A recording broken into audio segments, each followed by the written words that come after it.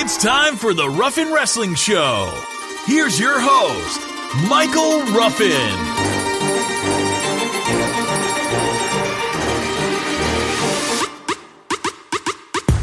You soft, you slop. How's it going, everybody? And welcome to another episode of the Ruffin Wrestling Show. Hope everybody's having a great Wednesday. We've got NXT tonight. Actually, it's happening it's on right now. So I'll watch that. Actually, no, excuse me, it's on in about 20 minutes. So I'll be watching that here after I record tonight. But mostly we're going to talk about tonight, we're going to talk about the draft. I have not had a chance to watch Raw yet.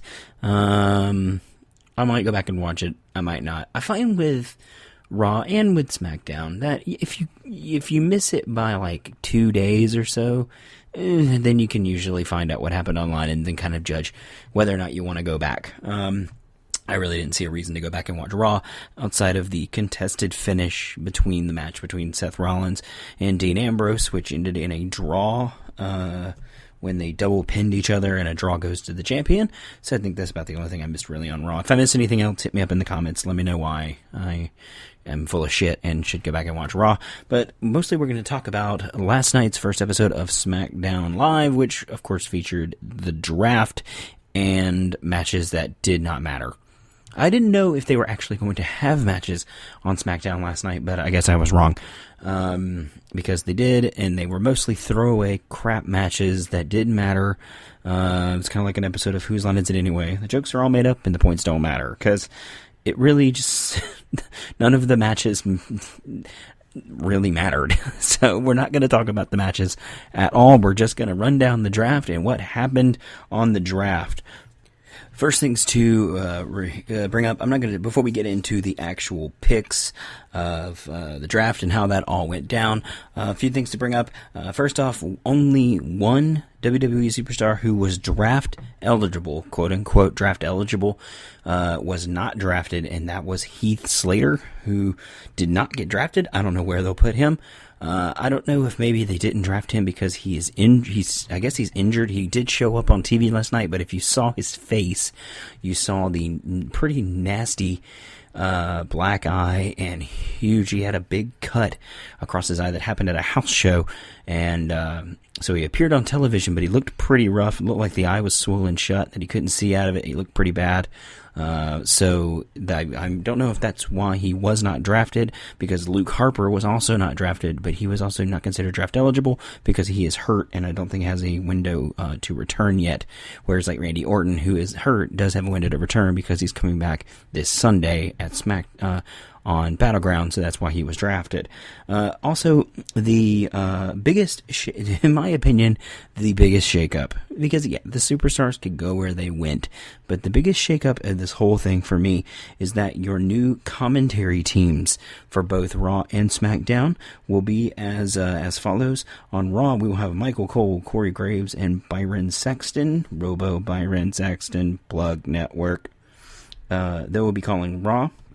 And over on SmackDown, we'll have Mauro Ranallo, JBL there to bury everything, and David Otunga. So Jerry Lawler off commentary. I don't know if that means he'll just kind of start dialing back his dates and maybe possibly soon retire. I mean, he's been doing it for a while, not including his, long, illustrious wrestling career.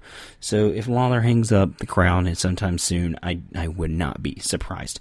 Maybe he'll stay on just on the panels for the pre-shows, for the pay-per-views. Maybe he'll take over for Otunga on the Raw kickoff show. Who knows? We'll have to see where Jerry Lawler kind of ends up in all of this mix. But let's go ahead and go down the rosters. I'm not going to do it pick by pick, going back and forth. A few things they went over. There were rules to the draft, and this smelled trouble from the word go. And that was that because Raw is 3 hours and SmackDown is 2 hours, for every 2 picks that SmackDown got, Raw got 3. So you got 1 pick for however long your show is. So, and they also said that Raw would get the worst overall pick, which I was, okay, fine. Whatever. You're the flagship, quote unquote, show. You've been on TV longer, whatever. So you have Raw gets first pick. Well, I'm thinking this is like the normal, sports drafts, like your NFL draft, for instance, where your first pick has a pick and then everybody picks and then you go back to your first pick again. And that's just kind of the order that you keep things in.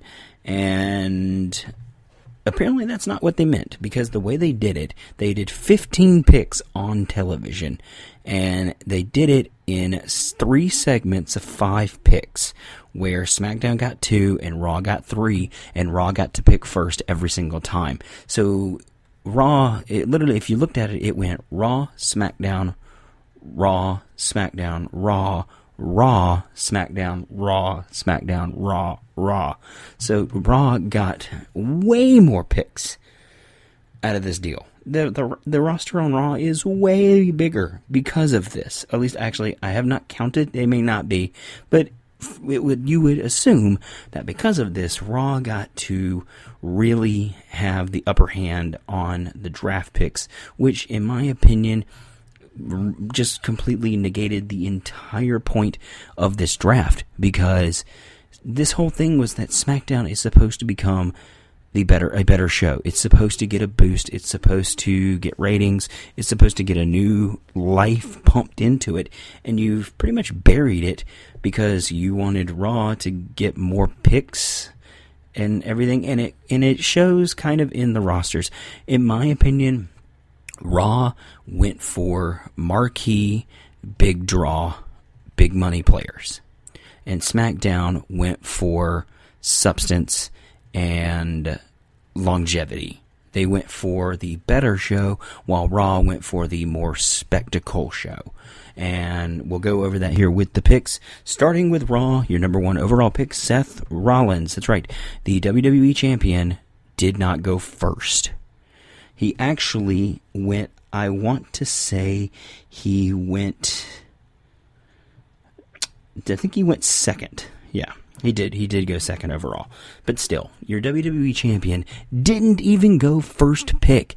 That right there shows that belt means nothing. It means jack shit. Seth Rollins is obviously the guy right now. Just put the fucking belt on him, for God's sake, then. If you're going to do that, they should have had Seth win the title out on Raw Monday night, clean in the ring, win the title, walk out champion, go into the draft. First pick is, of course, your WWE champion, because no shit, if you've got LeBron James in the fucking draft pool, you don't pick him third. You pick him first. So that shows right there that you have your champion. He's your guy. And he didn't even go first. I can't even begin to think of the logic of that, other than the fact that they wanted Dean on SmackDown. And you know what? If that was what it was, then I guess mission accomplished. But it still makes your belt look like shit, and it makes your champion look like a second-rate wrestler. Because he literally was. He was the second-rate wrestler. They literally could do a promo where Seth could tell Dean to his face, I got picked before you. I'm better than you. Because, in a way, he's right. But anyway, we'll continue on. We had Seth Rollins, your number 1 pick, followed, and like I said, I'm just doing the Raw. I'm not doing back and forth. So this is just your Raw roster. Second pick for Raw, the WWE Women's Champion, Charlotte. That makes sense. Third pick, I think everybody was surprised, because Finn Watch 2016 comes to an end. Finn Balor, drafted to Raw. I was kind of bummed about this. I thought that they were possibly going to build SmackDown to be the new era show, but that's not obviously the case. So Finn Balor goes to Raw, followed by Roman Reigns and Brock Lesnar in what the Wrestling Observer called the doping duo. They got the doping combo there, because if you have not heard, Brock Lesnar failed his second doping test, so we'll have to see what happens there. Followed by the tag team champions, The New Day. They kept them together. Remember, it was one of the rules where a tag team only counted as 1 pick unless you wanted to break them up, and then you could just take 1 member if you wanted to, and that did happen. So, but we have The New Day, followed by Sami Zayn, Sasha Banks, Chris Jericho, United States champion Rusev with Lana, Kevin Owens, who went fairly late in the draft. I figured he would go very early, but he went very late. Way to make that guy look strong. Enzo and Cass, who they did keep together. I thought they would break them up.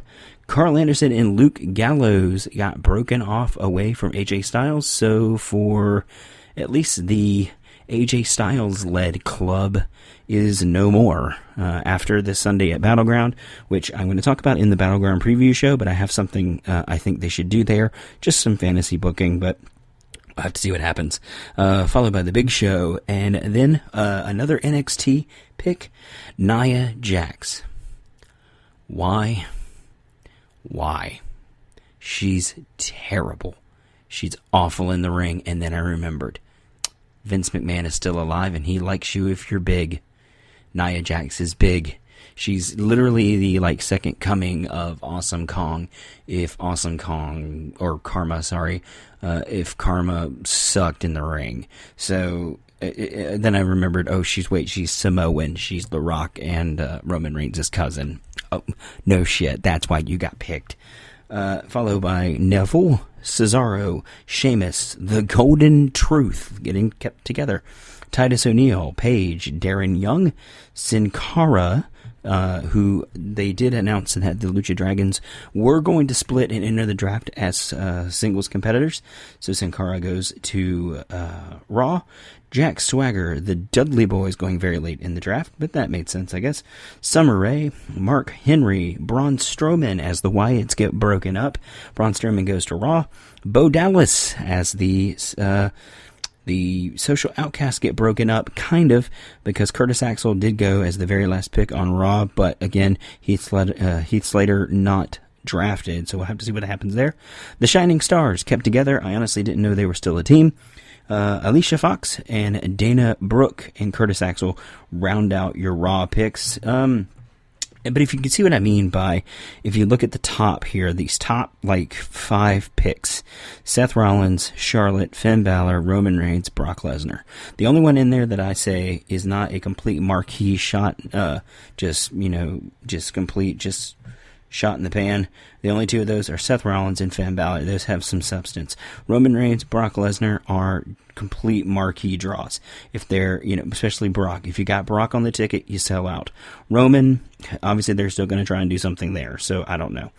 But that's your Raw roster. I mean, okay, sure. Like I said, I feel like the Raw roster is the marquee spectacle show, and SmackDown is the more substance show. There's only one title, two titles on Raw. There's the Tag Team Champions and the U.S. Champion. So when you look at singles titles, the big champion on Raw right now is Rusev, which I can't be mad about, I guess. But we're going to go over SmackDown here. Going first in SmackDown, WWE World Heavyweight Champion, or is he just going to be called WWE Champion?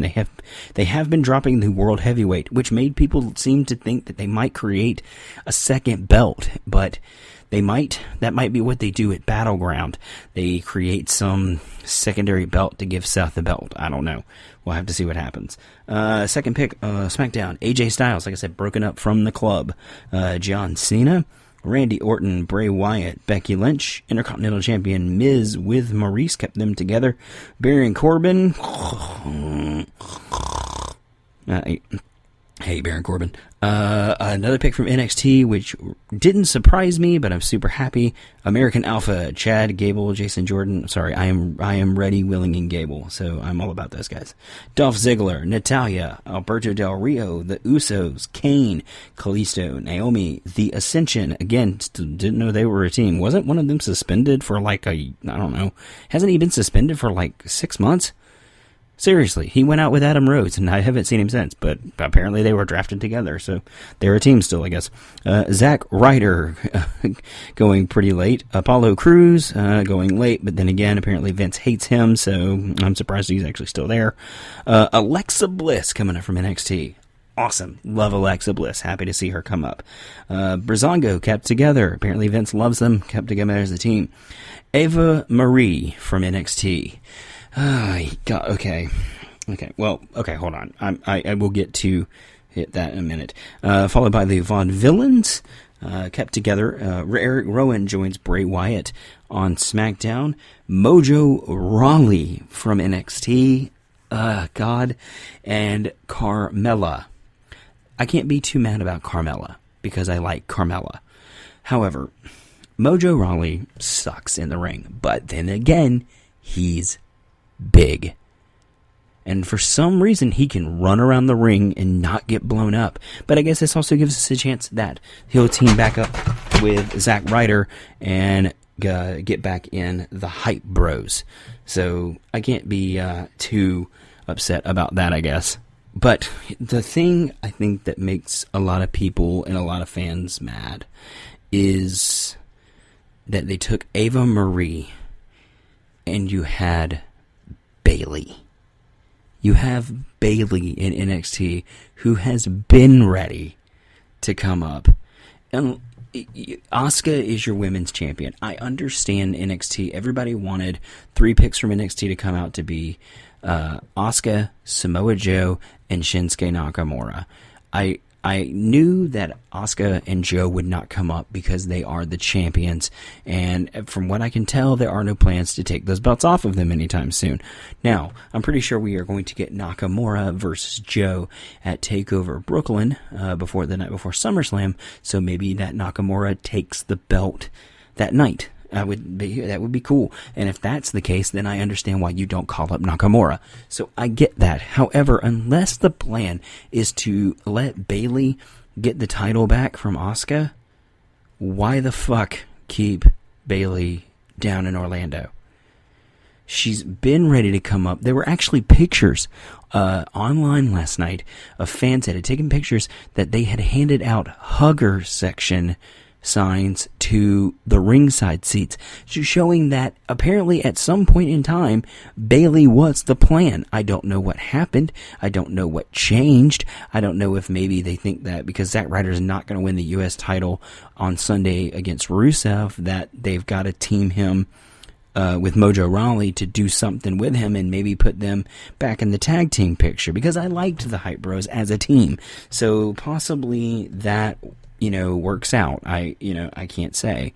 But I don't think Rusev is dropping the title to Zack Ryder. I don't think Darren Young's going to beat Miz for the IC title. I wish he would, but I don't think it's going to happen. Maybe it's more likely that Darren Young will win the IC title than Zack Ryder will win the US title. However, I just don't. I have a feeling that that's where the pick went. That's where it went south. Ava Marie is on Total Divas. Now, I think Total Divas wrapping up, but you still have a whole season of Total Divas. You've got to keep those girls on television. So I understand that they wanted to bring Ava Marie back up to the main roster because she's on Total Divas. Now, she has gotten a lot better in the ring than she used to be because she's been working with Brian Kendrick, or the Brian Kendrick. She's been working with Kendrick, and he's made her a lot better. Now, she is nowhere main roster ready, but she is better than what she used to be. She doesn't look skittish and scared when she hits the ropes anymore. So, who knows? Maybe she'll come up, do nothing, and end up just being a valet, or maybe they'll put her with Breezango, or, who knows. Carmella, I like that they brought Carmella up. However, if you were going to do that, I don't see why she didn't go to Raw and join Enzo and Cass, because she was great with Enzo and Cass as their valet. So, I don't understand why, if you brought Carmella up, why you put her on SmackDown and not on Raw. Who knows? Maybe there's something in the works that we don't know about. Who knows? But all in all, I thought the draft was cool. It was fun to watch. I did watch the SmackDown, and then I did watch the hour-long draft. They continued the draft after SmackDown live on the network, and it had a very different feel. It had a very major league sporting event draft feel to it, especially the network side. There were interviews with draft picks as they got picked. They had guests come in and do spots on the panel. It had a very ESPN draft day feel to it. And I really enjoyed that. And I really wish that they had brought that to SmackDown Live and maybe just gone ahead and done SmackDown Live as a 3-hour show instead of showing the encore of Mr. Robot after SmackDown. But then again, Mr. Robot, I guess, is maybe one of the highest rated shows on USA, and they'll take the replay audience anytime they can get it. But that is your draft recap. We will be back later this week to talk about Battleground before Sunday night.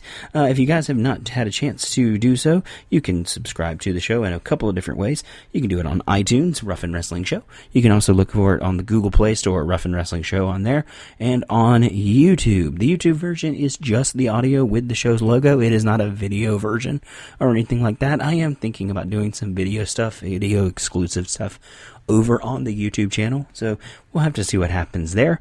I've got a new intro coming from a friend of mine who's going to be doing a brand new intro for me, which I'm super excited for you guys to hear. I'm super excited to hear it myself. I haven't heard it yet, but he says it's going to be great. He says it's going to be kick-ass, and I'm happy for it, and I want to hear, I'm happy to share that with you guys, so we'll have that up fairly soon, but until then, thank you guys for listening. Tell your friends, like, share, and till the next time, see ya.